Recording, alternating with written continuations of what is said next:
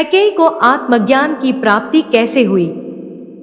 कैकेयी लक्ष्मण के साथ वन जाने की बात तो वह समझ गई, किंतु भेड़ों से वार्तालाप की बात वे समझ न सकी। भेड़ों से वार्तालाप करने की बात को सुनकर बात उस समय की है जब प्रभु श्री राम रावण पर विजय पाकर अयोध्या लौटे। सारे अयोध्यावासी श्री राम के आने की खबर सुनकर उनके स्वागत हेतु खड़े हुए थे।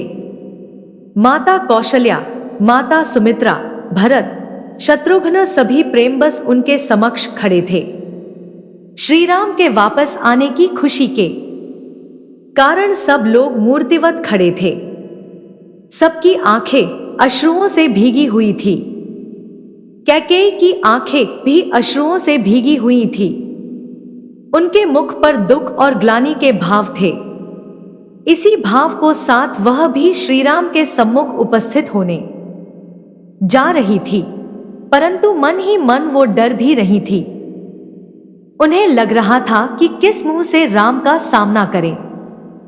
एक समय था जब इस मुख से उन्होंने श्री राम के लिए महाराज दशरथ से वनवास मांगा था। आज उसी मुख से कैसे उनके सामने अपनी वेदना व्यक्त करेंगे? वह सोच रही थी कि उस समय उनके मन में ऐसी क्या कुमति आ गई थी जिससे उनके मुंह से निकले शब्दों के कारण महाराज को अपने प्राण त्यागने पड़े। श्री राम को सीता लक्ष्मण सहित वर्षों तक वनवास के भोगना पड़ा। राक्षसराज रावण से युद्ध जैसे भीषण समय को सहन करना पड़ा और स्वयं उनका पुत्र भरत भी उनसे दूर हो गया। ये सारे विचार उनके मन में झंझावात की भांति चल रहे थे। कहीं न कहीं मन में यह भय भी था कि न जाने श्री राम उनके साथ किस तरह का व्यवहार करेंगे। मन में इसी तूफान को समेटे कांपते शरीर व पीड़ा भरे मन के साथ श्री राम के सम्मुख उपस्थित हुई। अभी कल ही तो श्री राम लंका विजय करके सीता व लक्ष्मण के साथ अयोध्या पधारे थे। सारी अयोध्या नगरी एक उत्सव में डूब सी गई थी। नगर के सभी नागरिक, चाहे युवा हो या वृद्ध या महिलाएं, सारे लोग इस उत्सव का भाग बनकर खुद को धन्य महसूस कर रहे थे। सभी लोग श्री राम के दरबार में उनके सम्मुख जा एकत्रित थे। ऐसे समय में कैकेयी को किसी बात के बारे में कहना उचित नहीं लगा, किंतु उनके मन का बोझ इतना ज्यादा बढ़ गया था कि अब उन्हें लगा कि यदि उन्होंने राम के समक्ष इन विचारों को व्यक्त न किया तो कहीं कुछ गलत न हो जाए। यही सोचकर वह संकोच के भाव के साथ राज दरबार में जा पहुंची।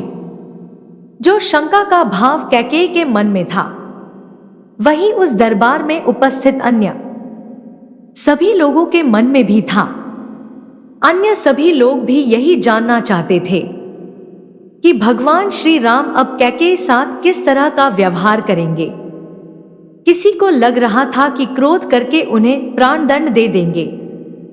कोई सोच रहा था कि प्राणदंड न भी दे तो उनको उचित दंड देने का अधिकार तो अवश्य है श्री राम को। कुछ सोच रहे थे शायद वे उन्हें क्षमा कर देंगे। दरबार में उपस्थित सबके मन में अलग अलग तरह के विचार मन में उमड़ रहे थे, किंतु वहां जो हुआ वह सबकी आशाओं के विपरीत था। वहां जब श्री राम ने देखा कि उनकी माता कैकेयी उनके पास दरबार में आ रही हैं, तो उन्हें देखकर राम अपने स्थान से उठे और उन्होंने मां कहते हुए उनके पास जा पहुंचे। उन्होंने कैकेयी को राजकक्ष में प्रवेश करने से पूर्व ही रोक लिया।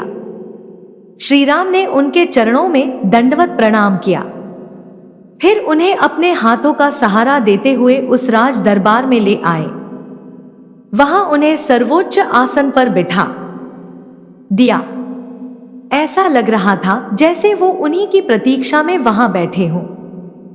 इतना प्रेमपूर्ण व सम्मानजनक व्यवहार देखकर कैकेयी तो मानो बिलख पड़ी।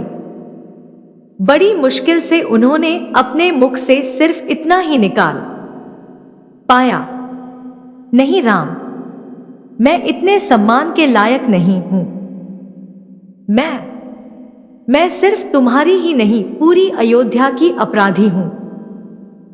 मेरे कारण तुमने जो दुख सहे, सीता और लक्ष्मण ने जो कष्ट सहे, अयोध्या की प्रजा ने इतने वर्षों तक जो कष्ट सहे, वह मुझे दंड का भागी बनाते हैं। हे राम, मुझे दंड दो, पुरस्कार नहीं। इतना कहकर कैकेयी बिलखबिलक कर रो पड़ी।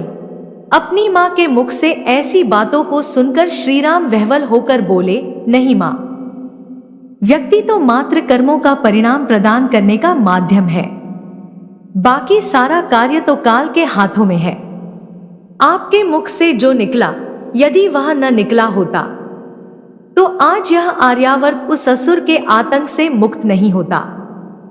यह दंड नहीं, यह तो पुरस्कार के योग्य कार्य है। भगवान श्रीराम गंभीरतापूर्वक आगे बोले, मां, सामान्यतः हम लोग व्यक्ति के किसी कार्य को कारण समझते हैं और उससे बदला लेने की, उसका प्रत्युत्तर देने की सोचते हैं, जबकि ऐसा नहीं है। इस सृष्टि के सभी सत्यों में से एक सत्य यह है कि मनुष्य को जीवन में जो स्थितियां और परिस्थितियां आती हैं, वह उसके द्वारा पूर्व में किए गए शुभ अशुभ कर्मों के कारण ही मिलती हैं। कुछ हमारे पूर्व संचित कर्म थे, कुछ इस जन्म के पाप, जिनका परिणाम हमें दिलाने के लिए उस दिन मां सरस्वती ने आपसे वह सब करवाया था। वह आपकी जिह्वा पर विराजमान होकर बैठ गई थी। उन्हीं के कारण इतनी कल्याणकारी प्रार्थना आपके मुख से निकल पड़ी, जिस कारण समूची मानवता को उस असर से मुक्ति मिल गई।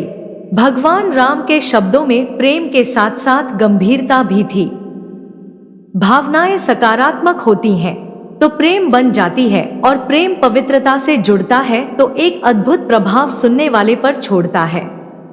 यदि भगवान राम के शब्द मात्र शब्द होते तो उनके द्वारा रानी कैकेयी के मन के बोझ को हल्का कर पाना संभव न था, किंतु उनके द्वारा जो यह वचन कहे गए थे, वह इतनी आत्मीयता के साथ कहे गए थे कि रानी ने अपने दशकों पुराने मन के भार को सहजता से हल्का होते हुए अनुभव किया। कैकेयी बोली, हे राम, तुम्हारे प्रेम ने मेरे मन के बोझ को हल्का कर दिया है, परंतु अब मैं खुद को इस राजमहल में रहने की योग्य नहीं मानती हूं। कितने वर्षों तक मैं तुम्हें देखने की लालसा के कारण ही यहां पर रुकी रही, किंतु अब मैं बन जाकर तपस्या करना चाहती हूं। जीवन के अंतिम वर्षों में शायद मुझ में बोध जाग जाए, शायद मुझे आत्मज्ञान प्राप्त हो जाए, बस यही कामना है मेरी। श्रीराम बोले, यदि आपकी ऐसी इच्छा है तो मैं आपको रोकूंगा नहीं, लेकिन यह जरूर कहूंगा कि यदि आप आत्मज्ञान की अभिलाषा रखती हैं तो मार्ग में पड़ने वाले खेत में जरूर घूम कर जाइएगा। वहां भेड़ों से कुछ समय वार्तालाप करके ही वन जाइएगा। एक बार वार्तालाप करके देखें, शायद किसी महत्वपूर्ण ज्ञान का स्रोत बन जाए। मैं लक्ष्मण से कह देता हूं, जब आप जाएंगी तो वह आपको सुरक्षित वन तक छोड़ आएंगे। कैकेयी लक्ष्मण के साथ वन जाने की बात तो वह समझ गई, किंतु भेड़ों से वार्तालाप की बात वे समझ न सकी।